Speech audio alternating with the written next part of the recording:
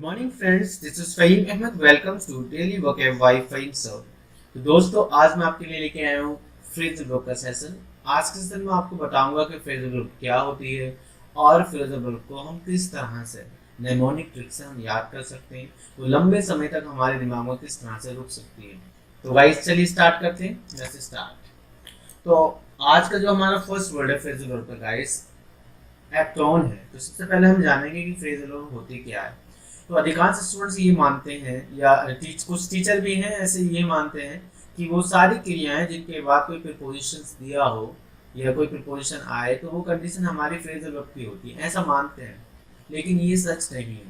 आप हमेशा ध्यान रखेंगे फ्रेंड्स कि प्रीपोजिशन जो होता है वो हमेशा किसी व्यक्ति वस्तु स्थान की वास्तविक स्थिति को बताने के लिए उससे पहले आता है। यानी प्रीपोजिशन के बाद ये ध्यान रखेंगे आप, आने वाला नाउन या प्रोनाउन हमेशा ऑब्जेक्टिव केस में होता है। बिना ऑब्जेक्टिव कभी प्रीपोजिशन इस्तेमाल नहीं किया जा सकता, ये आप ध्यान रखेंगे। वर्ब के बाद कभी भी प्रीपोजिशन नहीं आता है। वर्ब के बाद हमारा क्या आता है? एडवर्ब आता है। तो गाइस ये आप ध्यान रखेंगे, ये जो प्रीपोजिशन की शक्ल में होता है असल में ये प्रीपोजिशन नहीं होता, इसे हम बोलते हैं पार्टिकल एडवर्ब। ठीक है, ध्यान रखेंगे क्या होती है? Particle adverb. तो वो सारी क्रियाएं जिनके बाद कोई पार्टिकल एडवर्ब दी गई होती है तो वो कंडीशन क्या कहलाती है? हमारी फ्रेजल वर्ब की कहलाती है। वर्ब की जो वास्तविक स्थिति होती है, जो उसका वास्तविक मीनिंग होता है, जब उसके बाद कोई पार्टिकल एडवर्ब आ जाता है तो वो उसके मीनिंग पे प्रभाव डालता है, उसके मीनिंग को वो चेंज कर देता है। ठीक है, उसे हम क्या बोलते हैं? फ्रेजल वर्ब बोलते हैं। जैसे देखो, अगर मैं फर्स्ट वर्ड की बात करूँ तो फर्स्ट वर्ड है हमारा एक्ट ऑन, है ना। तो एक्ट मीन्स क्या होता है? एक्ट मीन्स होता है गाइस हमारा एक तरीके से कार्य करना, मतलब टू वर्क। ठीक है, एक्ट मीन्स क्या होता है? काम करना। और ऑन मीन्स क्या होता है? पर, ऊपर। ठीक है, तो ये चीज ध्यान रखनी गाइस, जब कभी भी हम किसी व्यक्ति या वस्तु के ऊपर कोई काम करते हैं, कोई एक्शन करते हैं, तो उस पर हम हमेशा अपनी क्या छोड़ देते हैं? कोई ना कोई छाप छोड़ देते हैं, चाहे वो पॉजिटिव हो या नेगेटिव हो। इसलिए एक्ट ऑन का मीनिंग क्या निकल के आएगा गाइस? To leave impression. तो उसको हम अपना क्या छोड़ देते हैं गाइस? कोई ना कोई इंप्रेशन छोड़ देते हैं, चाहे वो हमारा पॉजिटिव हो या नेगेटिव हो। मैं एक बार फिर बता रहा हूँ, जब कभी भी हम किसी व्यक्ति या वस्तु पर काम करते हैं तो उस पर अपना क्या छोड़ देते हैं? इंप्रेशन छोड़ देते हैं, चाहे वो पॉजिटिव हो या नेगेटिव। इसलिए एक्ट ऑन का मीनिंग क्या होगा गाइस? हमारा इंप्रेशन छोड़ना, मतलब एक तरीके से प्रभाव डालना। एग्जाम्पल के थ्रू समझने का प्रयास करते हैं फ्रेंड। अगर मैं एग्जाम्पल की बात करूं तो जैसे फर्स्ट एग्जाम्पल है हमारा, they never acted on the information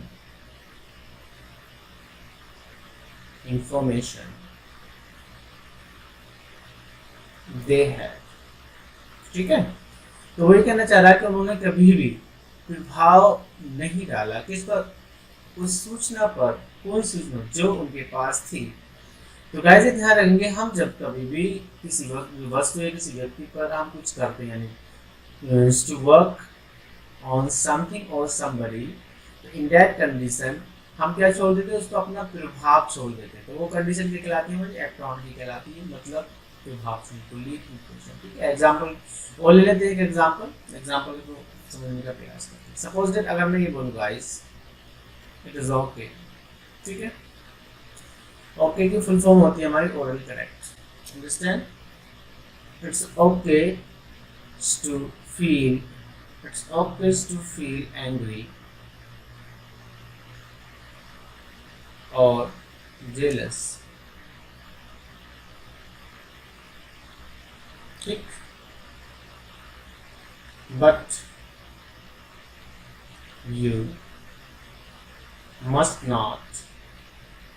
you must not act on those feelings.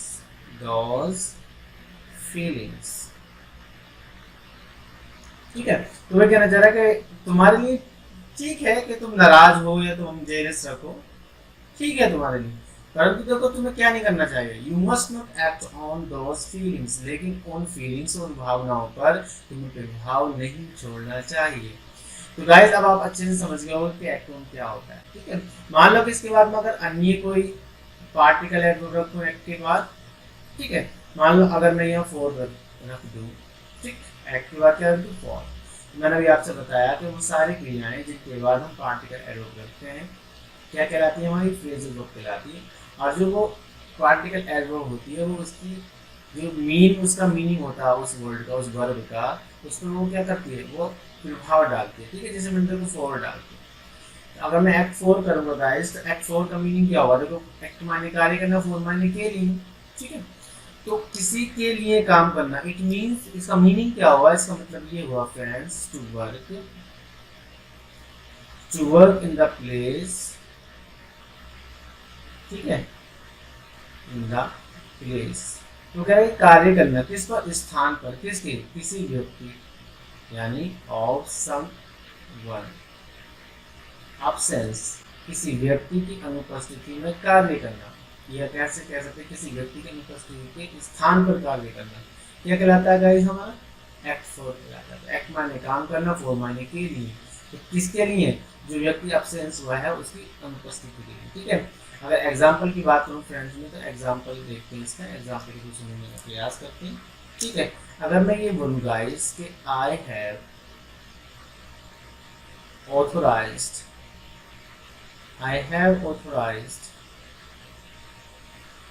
him, कि मैंने उससे क्या किया गाइस, ऑथोराइज किया, क्या करने के लिए, टू एक्ट फॉर मी, मेरे स्थान पर काम करने के लिए।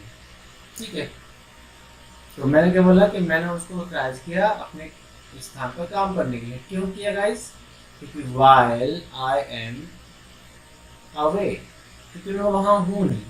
ठीक है, तो ऐसी कंडीशन मैंने अथॉरिटी किसको दे दी, उसको दे दी अपने स्थान पर काम करने के लिए। ठीक है, तो ये चीज़ आप इजीली अब समझ गए होंगे कि वो सारी क्रियाएं जिनके बाद कोई पार्टिकल एडवर्ब आ जाता है, तो ऐसी कंडीशन में उसका मीनिंग बदल जाता है।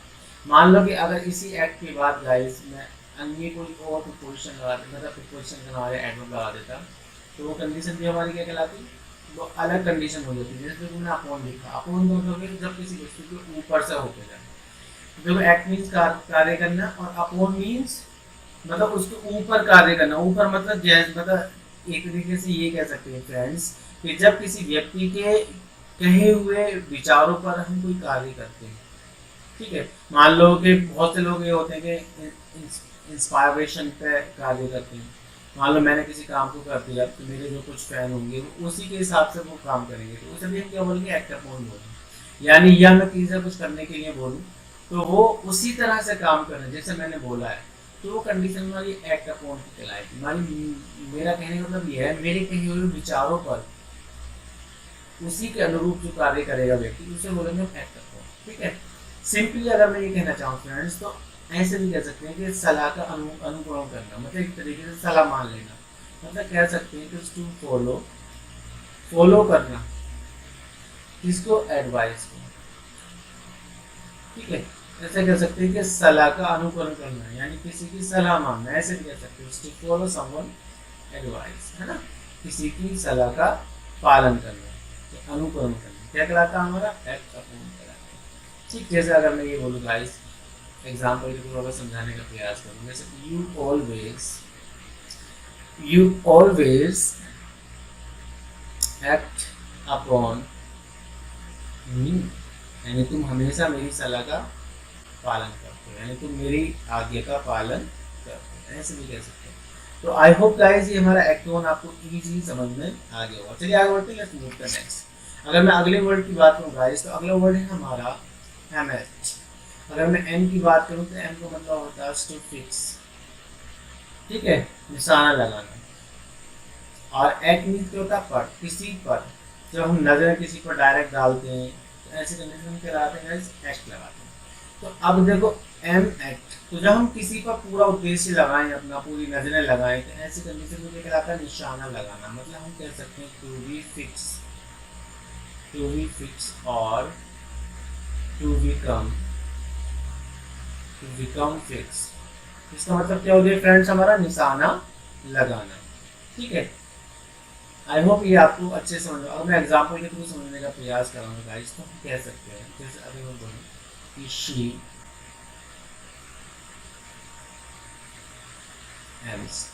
aims at her goals।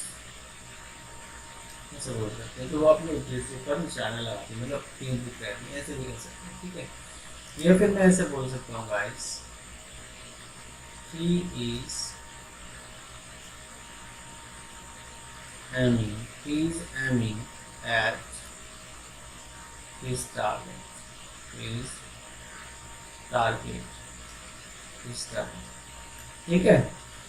बहुत सारे हम सेंटेंसेस ले सकते हैं। सिंपली आपको यही समझना है गाइस कि एम मीन्स निशाना, तो निशाना लगाना, ठीक है। तो एट मीन्स उद्देश्य पर, किसी पर, तो किसी पर जब निशाना लगाएंगे गाइस तो वो क्या होगा हमारा, एक तरीके से उस पर हम क्या हो जाएंगे, केंद्रित हो जाएंगे, फिक्स हो जाएंगे। तो किसी वस्तु पर केंद्रित होना या फिक्स होना क्या कहलाता है गाइस, निशाना लगाना। तो आई होप ये वर्ड भी आपको इजीली समझ में आ गया होगा। चलिए आगे अगला वर्ड है हमारा गाइस एडिंग। अगर मैं ऐड की बात करूँ तो ऐड का मीन्स आप सिंपली जानते हो, मतलब जोड़ना, ठीक है। इस चीज को मतलब जोड़ना, और इन मायने ये ऐड वर्ब है तो क्या हो जाएगा, अंदर की ओर। तो जब कभी भी हम किसी व्यक्ति या किसी वस्तु को अंदर की ओर जोड़ते हैं तो क्या कहलाता है हमारा, वो एडिंग कहलाता है। जिससे हम क्या बोलेंगे गाइस, अगर अपनी मीनिंग की बात करें तो हो जाएगा टू इंक्लूड, मतलब शामिल करना, अंदर किसी को लेना, शामिल करना, ठीक है। ऐड माने जोड़ना, ई माने अंदर, अंदर की ओर जोड़ना। जब किसी वस्तु को हम क्या करते हैं, अंदर की ओर जोड़ते हैं, हम सिंपली कह सकते हैं गाइस टू ऐड समथिंग और समबडी। तो किसी वस्तु के अंदर या किसी व्यक्ति के अंदर क्या करना, किसी भी समूह में क्या करना, किसी व्यक्ति या वस्तु को अंदर लेना, शामिल करना, क्या कहलाता है हमारा, इंक्लूड कहलाता है, एडिंग कहलाता है, ठीक है। अगर मैं एग्जांपल के थ्रू समझाने का प्रयास करूँ फ्रेंड्स, तो सिंपली हमारा क्या हो जाएगा एग्जांपल। जैसे अगर मैं ये बोलूँ कि I added you in my team last day, यानी कल मैंने तुम्हें टीम में शामिल कर लिया था। तो आई होप ये बात भी आपको समझ में आ गई। मान लो कि अगर मैं इसी वर्ब में अन्य कोई पार्टिकल एडवर्ब लगाऊं, सपोज दैट अगर मैं यहाँ अप लगा दूं, ठीक है, तो फिर इसकी मीनिंग पर क्या प्रभाव पड़ेगा। एड माने जोड़ना, अप माने ऊपर। तो जब कभी भी हम ऊपर तक यानी सारी की सारी चीजें जोड़ते हैं तो ऐसे कंडीशन में हम क्या बोलते हैं, उसे हम बोलते हैं काउंटर। एक तरीके से टोटल करना, क्या कहलाता है वो, टोटल करना कहलाता है, ठीक है। तो देखो इस कंडीशन में हमारा क्या हो जाएगा, हम ऐसे भी बोल सकते हैं अगर इसके मीनिंग की बात करें तो टू फाइंड आउट टोटल, ठीक है, मतलब टोटल को फाइंड करना, ठीक। तो आई होप ये बात भी आपको इजीली समझ में आ गई होगी, ठीक। अगर मैं एग्जांपल दूं इसका गाइस में सिंपली ये बोल सकता हूँ, जैसे अगर मैं बोलूँ कि she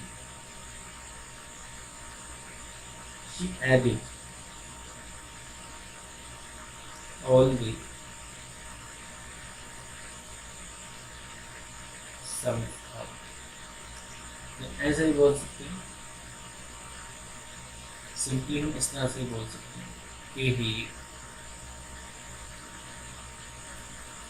adds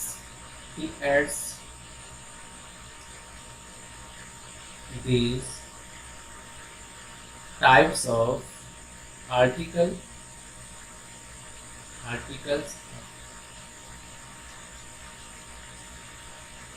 in the payment, ठीक है। तो ऐसे ही बोल सकते हैं, ठीक है गाइस। तो आई होप ये भी आपको इजीली समझ में आ गया होगा। चलिए आगे बढ़ते हैं, स्मूथ पर नेक्स्ट। अगर गाइस मैं अगले वर्ड की बात करूँ तो अगला वर्ड है हमारा ब्रिंग अप। तो ब्रिंग का मतलब सिंपली आप जानते हो, ब्रिंग का मतलब होता है गाइस हमारा लाना, ठीक है। अगर हम बात करें और अपमानित ऊपर, तो जब हम जैसे अपमानित हो जाएगा हमारा ऊपर, तो जब हम किसी वस्तु को नीचे से ऊपर लेके आए या ऊपर लेके आए तो वो कंडीशन क्या कहलाती है, वो कंडीशन कहलाती है किसी वस्तु को क्या कर रहे हैं, वृद्धि कर रहे हैं, यानी उसको हम ग्रो कर रहे हैं, यानी उसका हम पालन पोषण कर रहे हैं, ठीक है। तो सिंपली गाइस अगर मैं सिंपल मीनिंग की बात करूँ तो क्या हो जाएगा, टू नॉरिश, ठीक है, नॉरिश कहलाएगा। ग्रीन अब जब किसी वस्तु को ऊपर लेके आएंगे तो उसे क्या बोलेंगे, नॉरिश बोलेंगे, यानी उसका हम पालन पोषण करेंगे, ठीक है। मैं इस तरह से एग्जाम्पल को समझाने का प्रयास कर सकता हूँ। जैसे अगर मैं बोलूँ कि शी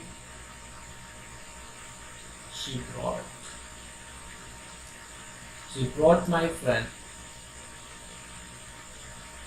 अब, ठीक है, यानी मेरे दोस्त का पालन पोषण किसने किया, उसने किया, ठीक है, यानी उसने मेरे दोस्त का पालन पोषण किया। अंडरस्टैंड? आई होप ये बात आपको इजीली समझ में आ गई। मान लो अगर मैं ब्रिंग के साथ फ्रेंड्स अन्य कोई पार्टिकल एडवर्ब लगाऊं, सपोज दैट अगर मैं अपना लगा के आउट लगाता, ठीक है, तो देखो ब्रिंग माने लाना, आउट माने बाहर। तो जब हम किसी वस्तु को बाहर लेके आते हैं तो इसका मतलब क्या होता है, उसे हम सबके सामने लाते हैं।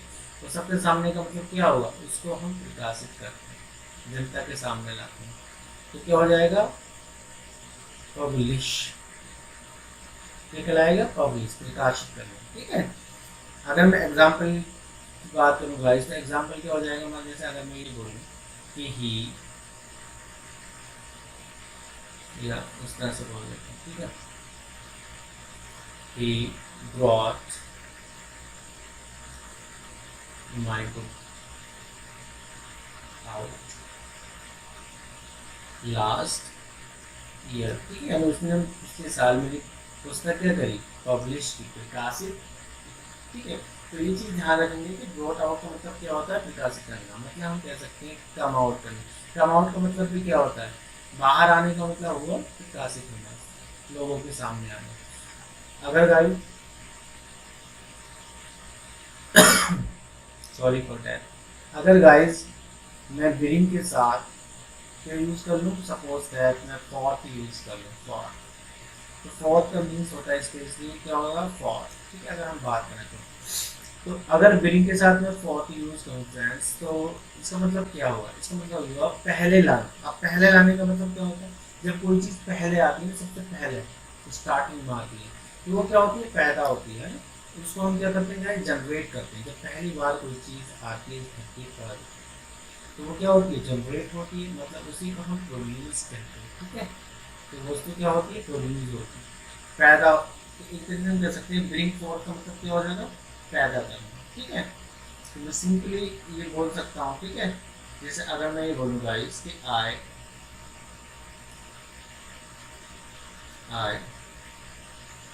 brought, I brought for this project, ठीक है। तो सिंपली मैं ये कहना क्या चाह रहा हूँ, मैं ये कहना चाह रहा हूँ कि प्रोजेक्ट किसने बनाया, मैंने, जब मैंने उसको बनाया तो उसको जनरेट भी किया, उसको प्रोड्यूस भी किया, अंडरस्टैंड। तो ये चीज़ आप इजीली समझ गए होगे फ्रेंड्स। अगर मैं इसके साथ और अन्य कोई पार्टिकल एडवर्ब जोड़ूंगा तो इसके और भी हमारे मीनिंग हो जाते हैं, ठीक है। मान लो कि अगर मैं इसी के साथ अगर मैं डाउन जोड़ दूँ, या जो डाउन ही जोड़ देता हूँ मैं, ठीक है, यहाँ ले लेते हैं, थोड़ा स्पेस कम है इसलिए मैं ऊपर ले रहा हूँ, ठीक है। मान लो यहाँ ले लेता हूँ इसको। अगर मैं गाइस इस ग्रीन के साथ क्या जोड़ दूँ, डाउन जोड़ दूँ, मान लो मैंने डाउन जोड़ दिया, ठीक है। तो डाउन मीन्स क्या होता है, सामान्यतः नीचे ग्रीन माने लाना। तो जब हम किसी वस्तु को गाइस क्या करेंगे, हम उसको डाउन लेके आएंगे, तो उसमें क्या करेंगे, उसमें हम अवनति करेंगे, उसमें हम कमी करेंगे। ये चीज़ ध्यान रखें। मान लो ये कोई वस्तु है, अब मैं इसको जब नीचे लेके आऊँगा तो वस्तु देखो छोटी हो गई, नहीं होगी, तो क्या होगी गाइस, इसमें कमी होगी। इसलिए हम इसे क्या बोलेंगे, इसे बोलेंगे एक तरीके से हम बोल सकते हैं कि लेसन। लेसन माने क्या होता है, कम करना। तो शॉर्टन, शॉर्टन हो जाएगा फ्रेंड्स, ठीक है। ये इसके साथ हम बोल सकते हैं रिड्यूस हो जाएगा, रिड्यूस। रिड्यूस माने क्या होता है, छोटा करना। या इसके साथ साथ हम बोल सकते हैं गाइस, एक तरीके से हम बोल सकते हैं सब्ट्रैक्ट हो जाएगा, सब्ट्रैक्ट, सब्ट्रैक्ट, सब्ट्रैक्ट भी हो जाएगा, ठीक है। और भी बहुत सारे वर्ड्स होते हैं, ठीक। अगर मैं गाइस इसके साथ अन्य कोई और पार्टिकल एडवर्ब लगाऊं, मान लो कि अगर मैं ग्रीन के साथ गाइस, अगर इसी ग्रीन के साथ नीचे लेके आ रहा हूँ, ठीक है, अगर इसी ग्रीन के साथ मान लो मैं राउंड लगाता हूँ, ठीक है।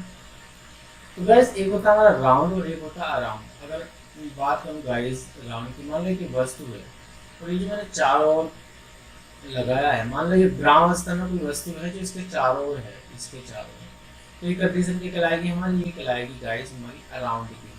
तो फिर बता रहा हूँ, जब किसी वस्तु के और ग्राउंड अवस्था में कोई वस्तु होती है, ठीक है, चारों ओर उसको, तो वो कहलाती है हमारी अराउंड।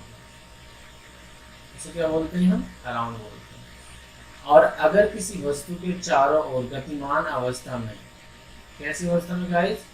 गतिमान अवस्था में कोई वस्तु होती है, तो ऐसी कंडीशन से क्या बोलते हैं हम? उसे हम बोलते हैं राउंड। ठीक है, तो राउंड और आई थिंक अराउंड में आपको अंतर समझ में आ जाएगा। तो बात करूंगा गाइस किसकी? ब्रिंग राउंड की। तो ब्रिंग माने क्या होता है? लाना, राउंड माने चारों ओर। तो जब हम अपनी नजरें चारों ओर घुमाते हैं या हम अपनी नजरों को चारों ओर लेके आते हैं, तो ये कंडीशन क्या कहलाती है? ये कंडीशन कहलाती है कि हम उस समय क्या होते हैं? सचेत होते हैं, अलर्ट होते हैं, अवेयर होते हैं। तो बात समझ में आ गई? तो हम कह सकते हैं इसके, अगर मैं मीनिंग की बात करूँ फ्रेंड्स, तो ब्रिंग अराउंड का मतलब क्या होगा? To be conscious. कॉन्शियस मतलब हम कह सकते हैं to be alert, to be conscious. ठीक है, टू बी कॉन्शियस, सचेत होना। ठीक है, तो आई होप ये बात आपको इजीली समझ में आ गई होगी। तो मैं उम्मीद करता हूँ गाइस कि ये फ्रेजल वर्ड भी आपको इजीली समझ में आ गई। चलिए आगे बढ़ते हैं, स्मूथ का नेक्स्ट। तो आज की सेशन की हमारी अगली और अंतिम फ्रेजल वर्ब है गाइस कॉल एट। अगर मैं कॉल की बात करूँ तो कॉल मीन्स क्या होता है गाइस? पुकारना। ठीक है, पुकारना होता है, हम सामान्य पे जानते हैं कॉल मायने पुकारना है। ठीक है, और एट मीन्स पर। तो गाइस देखो, एक होता है हमारा एट, एक होता है ऑन। ठीक, तो अब मैं सिंपली कह सकती हूँ, एक तो होता है हमारा बुलावे पर, एक होता है हमारा बुलावे में। ठीक है, तो इसे ध्यान रखना, जब हम कहीं आए हुए होते हैं तो उसे हम बोलते हैं बुलावे पर। सपोज दैट मेरे दोस्त की शादी है, मैं शादी में गया और वहां मुझे आप भी मिल गए। तो यार आप कैसे आए यार? तुम क्या कहोगे मुझसे? यार मैं तो बुलावे पर आया था यार। है ना? तो तुम क्या बोलोगे? यार कि बुलावे पर हूँ मैं यार, यहाँ पे बुलावे पर। तो इट मीन्स, इसका मतलब क्या हुआ कि बुलावे पर हम क्या करते हैं? मिलने के लिए आते हैं, और बुलावे में क्या करते हैं? मिलने के लिए जाते हैं। ध्यान रखना आप, बुलावे में मिलने के लिए जाते हैं। जैसे ये देखो, एट मायने पर होता है वैसे, लेकिन सिंपली आपने मे का अर्थ भी देखा होगा। जैसे आप कहते हैं गांव की पहले हम क्या लगाते हैं? एट लगाते हैं। स्कूल, जूनियर स्कूल से पहले हम क्या लगाते हैं? एट। तो एट के दो मीनिंग होते हैं, मैं का मीनिंग भी निकालता है, पर का। तो अगर मैं सिंपली बोलूँ तो इसका मीनिंग क्या होगा? बुलावे में। तो बुलावे में हम क्या करते हैं गाइस? मिलने के लिए जाते हैं। हम सिंपली कह सकते हैं to go to meet, to go to meet for some time, for some time, कुछ समय के लिए, किसी से क्या करने के लिए? मिलने के लिए जाना। क्या कहलाता है गाइस? हमारा कॉल एट कहलाता है।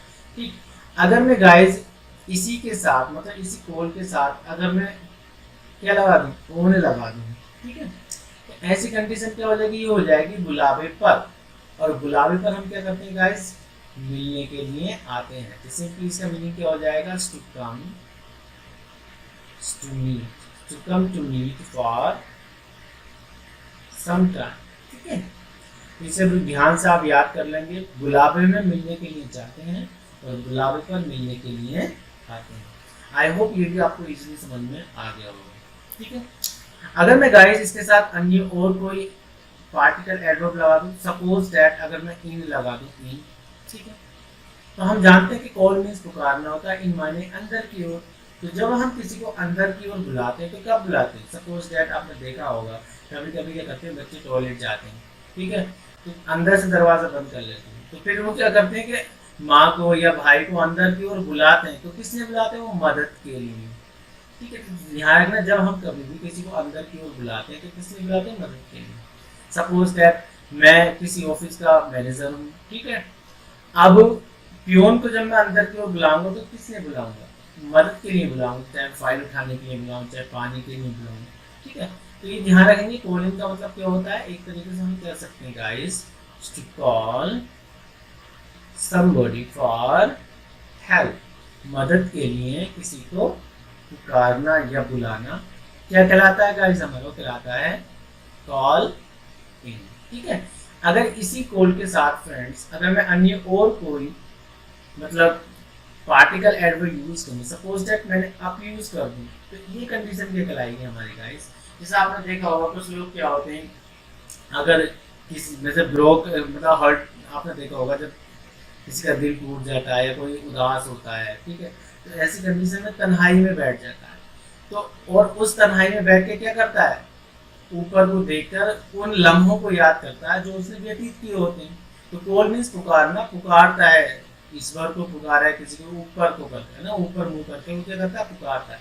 तो ये कंडीशन क्या कहलाती है हमारी गाइस, ये कंडीशन कहलाती है टू रिकॉल, बीते हुए को याद करना। क्या कहलाता है, कॉल अप, यानी ऊपर को मुंह करके जब हम पुकारते हैं किसी को, तो वो कंडीशन क्या होती है, वो कंडीशन होती है हमारी कि हम अपने पास को याद करते हैं। आप फील कर सकते हैं, आप विजुअलाइजेशन कीजिए, आपको बिल्कुल साफ पिक्चर दिखेगी इसकी, ठीक है। तो ये ध्यान रखना, या हम कह सकते हैं रिमेम्बर द पास्ट, भूतकाल को याद करना क्या कहलाता है, हमारा कॉल अप कहलाता है। मान लो गाइस, अगर इसी कॉल के साथ मैं कोई अन्य और पार्टिकल एडवर्ब लगा दूं, मान लो कि मैं इस कॉल के साथ ऑफ लगा दूं, ठीक है, तो ऐसी कंडीशन क्या होगी, देखो कॉल मीन्स पुकारना, ऑफ मायने पुकारना बंद करना, ठीक है। तो मान लो कि कोई दर्द से कांप रहा है, तड़प रहा है गाइस, ठीक है, कोई व्यक्ति दर्द से कांप रहा है और अचानक ही उसकी आवाज बंद हो जाए, तो वो कंडीशन क्या कहलाएगी, वो कंडीशन कहलाएगी गाइस कि वो खत्म हो गया, मर गया वो। हम कह सकते हैं टू डिस्ट्रॉय और फिनिश या फिर डाई। तो गाइस हमारा कॉल ऑफ का मतलब क्या होता है, मरना होता है, या किसी तबाह होना होता है, या फिर समाप्त होना होता है। क्या कहलाता है हमारा, कॉल ऑफ। मान लो इसी कॉल के साथ गाइस में अन्य और कोई एडवर्ब लगा देता, मान लो कि अगर मैं फोर लगा देता, कॉल फॉर, ठीक। तो कॉल मीन्स क्या होता है गाइस, पुकारना, और फॉर मायने क्या होता है, के लिए, किसी के लिए पुकारना। तो गाइस सपोज दैट अगर मैं मैनेजर हूँ मान लो किसी कंपनी का, अब मैं पुकार रहा हूँ किसी काम के लिए, तो मैं उसे किस लिए पुकार रहा हूँ, मैं उससे कह रहा हूँ कि हाँ भाई हिसाब किताब दो। या मान लो कोई दुकानदार है, ठीक है, तो अपना जो उसका एम्प्लॉय होता है तो उसको बुलाता है कि हाँ इधर आओ, किसी काम के लिए तो बुलाता है, वो काम क्या होता है हमारा, हाँ भाई हिसाब किताब दो। तो ये चीज़ ध्यान रखना, कॉल फॉर का मतलब क्या होता है गाइस, हिसाब किताब लेना, यानी टू बैक अकाउंट। हम बोल सकते हैं टू बैक अकाउंट, ठीक है। टू बैक अकाउंट क्या कहलाता है हमारा गाइस, कहलाता है कॉल फॉर। अकाउंट की स्पेलिंग ध्यान रख लेना, ACCOUNT, ठीक है। एक्चुअली पेन टैब अभी सेट नहीं हुआ है, इसे प्रॉब्लम हो जाती है, ठीक है। तो अगर हम गाइस बात करें इसके साथ अगर अन्य किसी और की, तो अगर मैं इसके साथ और कोई पार्टिकल एडवर्ब जोड़ूं, मान लो कि इसी कॉल के साथ मैं डाउन जोड़ दूं गाइस, कॉल डाउन, तो देखो ऐसी कंडीशन में क्या होता है, कॉल माने पुकारना, डाउन माने नीचे से। तो आपने देखा होगा जब हम नीचे खड़े होकर किसी को पुकारते हैं तो उसे हम क्या करते हैं, उसे हम ललकारते हैं कि हाँ अभी नीचे आता बताऊंगा तुझको, है ना। तो कॉल डाउन का मतलब क्या हो गया, एक तरीके से टू प्रोवोक, टू प्रोवोक हो जाएगा, ठीक है, एग्रीवेट हो जाएगा, एग्रीवेट भी हो जाएगा, ठीक है, एग्रीवेट। और भी बहुत सारे हमारे हो सकते हैं वर्ड्स। तो अगर इसी कोड के साथ गाइस में अन्य और कोई पार्टिकल एडवर्ब लगा दूं, सपोज दैट मैं अपॉन लगा दूं, अपॉन, टॉल अपॉन, ऐसे भी सुना होगा आपने बहुत बार, ठीक है। तो ऐसी कंडीशन में हमारा क्या होता है गाइस, तो कॉल माने पुकारना और ओपन, अपॉन माने किसी के ऊपर, यानी किसी से पूछा जाना, एक तरीके से कह सकते हैं, ठीक है। यानी टू इनवाइट समबॉडी, मतलब टू डू समथिंग, यानी किसी को कुछ करने के लिए पुकारना, पूछा जाना किसी कि हाँ वो तुम ये करोगे या ना करोगे। तो कॉल माने पुकारना, अपॉन माने ऊपर, किसी के ऊपर, यानी किसी को मुख्य बिंदु बनाकर बुलाना, क्या कहलाता है हमारा, कॉल अपॉन। यानी हम सिंपली अगर बात करें तो ये कंडीशन क्या कहलाएगी, टू बी आस्क्ड, पूछे जाने की, है ना, टू बी आस्क्ड। तो आई होप गाइस ये सारे के सारे हमारे फ्रेजल वर्ब आपको अच्छे से याद हो गए। ये आपको एक चीज़ आपने नोटिस की होगी फ्रेंड्स कि फ्रेजल वर्ब्स जो होती हैं, या मैं तो यही कहूँगा कि जो भी हमारे वर्ड्स होते हैं, चाहे वो हमारे वर्ब के रूप में हो, एडजेक्टिव के रूप में हो, नाउन के रूप में हो, ठीक है, फ्रेजल वर्ब के रूप में हो, इडियम्स के रूप में हो, एंटोनियम के रूप में, सारे के सारे कहीं ना कहीं अपना इंटरनल मीनिंग अपने ही अंदर रखते हैं, ठीक है। बस हमें समझने की जरूरत होती है, उसके कीवर्ड को जानने की जरूरत होती है। कभी भी गाइस एक चीज ध्यान रखना, आप डेफिनेशन के तौर पे आप किसी वर्ड को याद ना करें।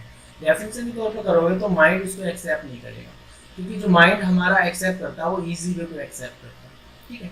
उसी के अंदर उस वर्ड को ढूंढोगे तो आप इजीली उस वर्ड को लंबे समय तक अपने दिमाग के अंदर रोक सकते हैं। आई होप गाइस ये सेशन आपको पसंद आया हो। अगर ये सेशन आपको पसंद आया तो लाइक करें, शेयर करें, और गाइस इस चैनल को सब्सक्राइब करना न भूलें। चलिए मिलते हैं नेक्स्ट वीडियो में, बाय, सी यू।